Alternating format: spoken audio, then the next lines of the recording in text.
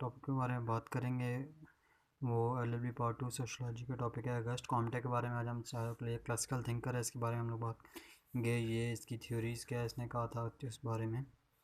सबसे पहले अगर हम इसके डेट ऑफ बर्थ हम देखें तो 19 जनवरी 1798 में इसकी डेट ऑफ बर्थ थी, और डेट ऑफ डेथ इसकी थी 1857 में। प्लेस ऑफ बर्थ है, मतलब कोई भी थिंकर है या सोशलॉजिस्ट है या कोई भी थ्योरी है तो उसके शुरू में लिखना ज़रूरी है कि उसकी date of birth, day, place क्या थी। फ्रांस में पैदा हुआ था। Comte was born in France. He was a professor of physics during his life. There was French Revolution, due to which social culture institution has changed. There was social disorganization in society, which resulted in the creation of new social problems. Comte thought that these problems deeply came upon a solution in form of new science, which is called sociology. मतलब इसने sociology में एक बहुत बड़ा काम किया। जब ये पैदा हुआ था, फ्रेंच रेवोल्यूशन आई थी। फ्रेंच रेवोल्यूशन के बारे में हमने पहले डिस्कस कर चुके हैं कि फ्रेंच रेवोल्यूशन क्या थी। उसमें जब चेंज वो आई थी, फ्रेंच रेवोल्यूशन आई थी। रेवोल्यूशन में आपको पता है कि हमेशा सोशल चेंज आता है। चेंज आया था उसमें सोशल जो सोसाइटी थी उसमें डिसऑर्गेनाइजेशन आ गई थी। और जो कॉम्टे ने कहा था कि अब ये जो कुछ प्रॉब्लम्स आ गई थी, और कॉम्टे ने कहा था कि इन प्रॉब्लम्स को स्टडी करने के लिए कोई चीज़ होनी चाहिए। जैसे हम बायो को और दूसरी जो साइंसेज हैं हम उसको स्टडी करने के लिए कोई हमारा मेथड है, कोई सब्जेक्ट है जिससे हम स्टडी करते हैं। तो इसको भी, इन प्रॉब्लम्स को भी स्टडी करने के लिए कोई सब्जेक्ट होना चाहिए, कोई ऐसी चीज़ होनी चाहिए, कोई मेथड होना चाहिए जिससे हमें पता चले कि हम इन सोसाइटीज़ को, इन प्रॉब्लम्स को और इनके सोल्यूशन पे ताकि हम तब हम काम कर सकेंगे। तो उस वजह से उसने एक सब्जेक्ट को इमरजेंस दी। उसमें नाम कहते हैं, उसमें जो उसको बाद में नाम दिया गया सोशलॉजी का, birth of sociology. Comte said there is a need of knowledge which may give the principle of social life of man. Comte कहता था कि ऐसी नॉलेज होनी चाहिए जो असूलों को बताए लोगों को, सोशल लाइफ के जो असूल हैं उनके बारे में बताए लोगों को।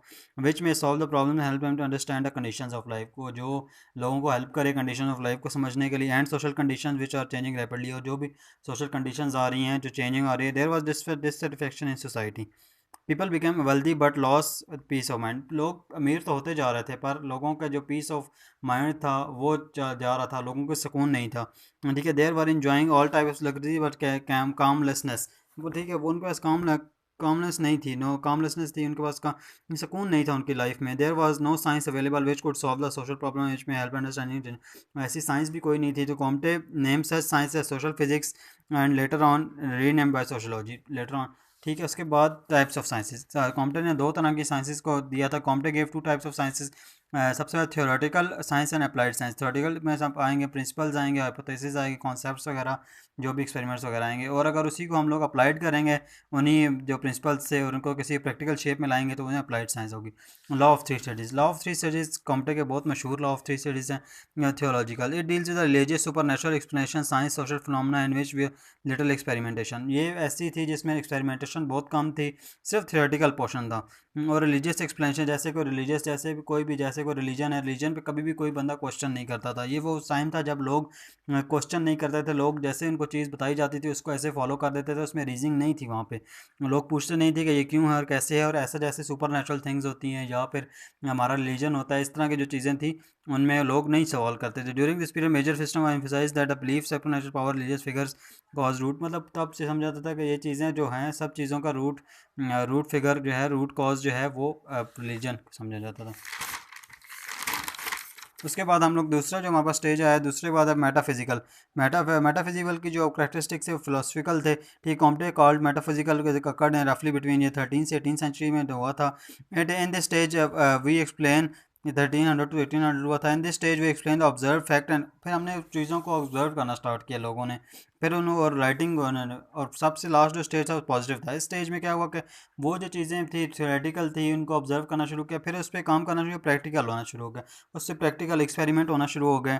Positive stage relative experimentation, observation, deduction, ये चीज़ें काम आना शुरू हो गई। द साइंटिफिक मेथड, एक स्पेशली साइंटिफिक मेथड दिया गया।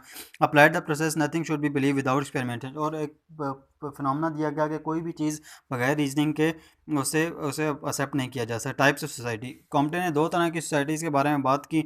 स्टैटिक सोशोलॉजी सोसाइटी और the study of society which in this condition with all its parts and institution and groups working and interrelated set with satisfaction needs of called social. इसमें ये हो रहा है कि सब जो सोसाइटी है उसमें डिफरेंट इंस्टीट्यूशन है और सब इंस्टीट्यूशन अपना काम कर रहे हैं और अपनी डोमेन में रहते हुए काम कर रहे हैं।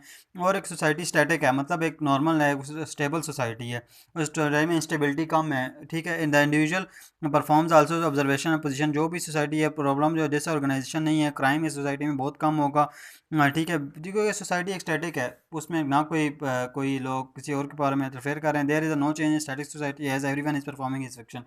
जो बंदा भी है वो अपना फंक्शन परफॉर्म कर रहा है। जैसे कोई टीचर है तो अपना परफॉर्म परफॉर्म कर रहा है, जैसे कोई बार्बर है तो अपना प्रोफेशन जो है अपने काम से काम मतलब लोगों ने रखा हुआ है। और स्टैटिक सोसाइटी है, ठीक है। और लोग एक दूसरे का इंटरडिपेंडेंट है।